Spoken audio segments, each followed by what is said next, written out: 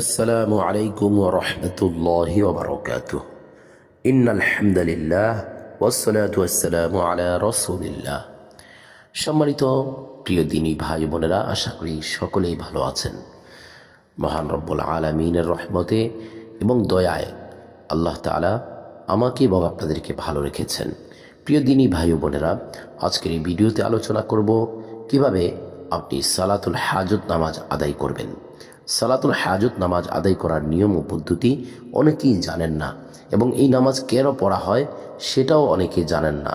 আমাদের কাছে অনেকেই জানতে চান যে হুজুর, সালাতুল হাজত নামাজ কিভাবে পড়ব, সালাতুল হাজত নামাজ পড়ার নিয়ম কি, সেই সম্পর্কেই আজকের ভিডিওতে আলোচনা করব ইনশাআল্লাহ। প্রিয় দর্শক, সালাতুল হাজত নামাজ পড়তে হলে আপনাকে প্রথমেই নিয়াত করতে হবে। পাক পবিত্র হয়ে সুন্দরভাবে ওযু করে জায়নামাজে দাঁড়িয়ে নিয়ত করবেন। প্রিয় দর্শক, সালাতুল হাজত নামাজ আপনি কেন পড়বেন? সালাতুল হাজত নামাজের মাধ্যমে আল্লাহ তাআলা আপনার রিজিকের অভাব দূর করে দিবেন। সালাতুল হাজত নামাজ পড়ার মাধ্যমে আল্লাহ তাআলা আপনার পেরেশানি দূর করে দিবেন। সালাতুল হাজত নামাজ পড়ার মাধ্যমে আল্লাহ তাআলা আপনার ঋণ পরিশোধের ব্যবস্থা করে দিবেন। সালাতুল হাজত নামাজ পড়ার মাধ্যমে আল্লাহ তাআলা আপনার অসুস্থতা থেকে আপনাকে মুক্তি দান করবেন। আপনার পরিবার অসুস্থ, ছেলে সন্তান অসুস্থ এবং আত্মীয় স্বজনের মধ্যে কেউ অসুস্থ, তাদের জন্য সালাতুল হাজত নামাজ পড়ে দোয়া করতে পারেন। আপনি অনেক টাকা ঋণে আছেন, ঋণ পরিশোধ করতে পারতেছেন না, আপনি সালাতুল হাজত নামাজের মাধ্যমে আল্লাহর কাছে সাহায্য চাইতে পারেন। সম্মানিত প্রিয় দিনী ভাই বোনেরা, তাই আমি বলবো ভিডিওটি শেষ পর্যন্ত মনোযোগ সহকারে দেখুন এবং সালাতুল হাজত নামাজ পড়ার নিয়মটি অবশ্যই শিখে নিন। প্রিয় দর্শক, সালাতুল হাজত নামাজ পড়তে হলে আমি বলছিলাম প্রথমে নিয়ত করবেন। নিয়তটি কিভাবে করবেন? নিয়ত করবেন এভাবে যে, হে আল্লাহ, আমি আপনার সন্তুষ্টির জন্য সালাতুল হাজতের 2 রাকাত নফল নামাজ কেবলামুখী হয়ে আদায় করছি। আমি নিয়তটি আবার বলছি, হে আল্লাহ, আমি সালাতুল হাজতের 2 রাকাত নফল নামাজ আপনার সন্তুষ্টির জন্য কেবলামুখী হয়ে আদায় করছি। প্রিয় দর্শক, এভাবে নিয়ত করার পরে সর্বপ্রথম আপনি আল্লাহু আকবার বলে হাত বাঁধবেন। হাত বাঁধার পরে আপনি প্রথমে সানা পড়বেন এবং তারপরে আউযু বিল্লাহ বিসমিল্লাহ পড়ে সূরাতুল ফাতিহা পড়বেন। প্রিয় দর্শক, অনেকেই ভাবতে পারেন সালাতুল হাজতের কোন সূরা দিয়ে পড়তে হয়, কোনো নির্ধারিত সূরা আছে কিনা। উত্তর হলো, সালাতুল হাজত নামাজের জন্য নির্ধারিত কোনো সূরা নেই। যেই সূরাটি আপনার সবচেয়ে সহজ মনে হয়, যেই সূরা আপনি ভালোভাবে পড়তে পারেন, সুন্দরভাবে পড়তে পারেন, ওই সূরা দিয়েই সালাতুল হাজত নামাজ পড়বেন। প্রিয় দর্শক, সূরাতুল ফাতিহা পড়ার পরে আপনি অন্য একটি সূরা মিলিয়ে নেবেন। তারপরে আপনি আল্লাহু আকবার বলে রুকুতে চলে যাবেন। রুকুতে গিয়ে রুকুর তাসবিহ সর্বনিম্ন 3 বার, সর্বোচ্চ 5 বার 7 বার, বেজোর সংখ্যায় যতবার পড়তে পারেন। রুকু থেকে সামি আল্লাহু লিমান হামিদাহ বলে সোজা হয়ে দাঁড়িয়ে রব্বানা লাকাল হামদ পড়বেন। তারপর আপনি চাইলে একটি দোয়া আছে, সেটি পড়তে পারেন, হামদান কাসীরান তাইয়িবান মুবারাকান ফীহ।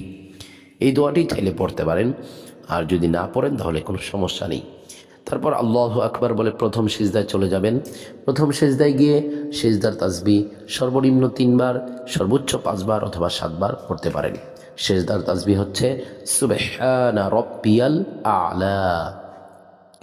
সম্মানিত প্রিয় দর্শক, প্রথম সিজদায় গিয়ে সিজদার তাসবিহ পড়া শেষ হলে আল্লাহু আকবার বলে সোজা হয়ে বসে আপনি একটি দোয়া আছে, চাইলে পড়তে পারেন। দোয়াটি হলো, রব্বিগফিরলি ওয়ারহামনি ওয়াআফিনি ওয়াহদিনি ওয়ারযুকনি। এই দোয়াটি 2 সিজদার মাঝখানে আপনি চাইলে পড়তে পারেন, না পড়লেও কোনো সমস্যা নেই। কিছু সময় অপেক্ষা করে আবার আল্লাহু আকবার বলে দ্বিতীয় সিজদায় চলে যাবেন। প্রিয় দর্শক, দ্বিতীয় সিজদায় গিয়ে আবার প্রথম সিজদার ন্যায় সিজদার তাসবিহ সর্বনিম্ন 3 বার অথবা 5 বার 7 বার, বেজোর সংখ্যায় যতবার পারেন আপনি পড়ে নেবেন। এইভাবে 1 রাকাত করে 2 রাকাত নামাজ আদায় করবেন। প্রথম রাকাত শেষ হলে দ্বিতীয় রাকাতের জন্য আল্লাহু আকবার বলে দাঁড়িয়ে যাবেন। প্রিয় দর্শক, দ্বিতীয় রাকাতের জন্য সোজা হয়ে দাঁড়িয়ে এখন আর আপনাকে সানা পড়তে হবে না এবং আউযু বিল্লাহ পড়তে হবে না। আপনি বিসমিল্লাহ পড়ে সূরাতুল ফাতিহা পড়ে প্রথম রাকাতের ন্যায় দ্বিতীয় রাকাতটি আদায় করে নেবেন। এইভাবে 2 রাকাত নামাজ আদায় করবেন। প্রিয় দর্শক, আরেকটি বিষয় খেয়াল করবেন, এইভাবে যখন আপনি সালাতুল হাজত 2 রাকাত নামাজ আদায় করবেন, আদায় করার পরে মহান রব্বুল আলামিনের নিকট দোয়া করার পূর্বে অবশ্যই দুরূদ শরীফ পড়ে নেবেন, কারণ দুরূদ শরীফ ব্যতীত দোয়া কবুল হয় না।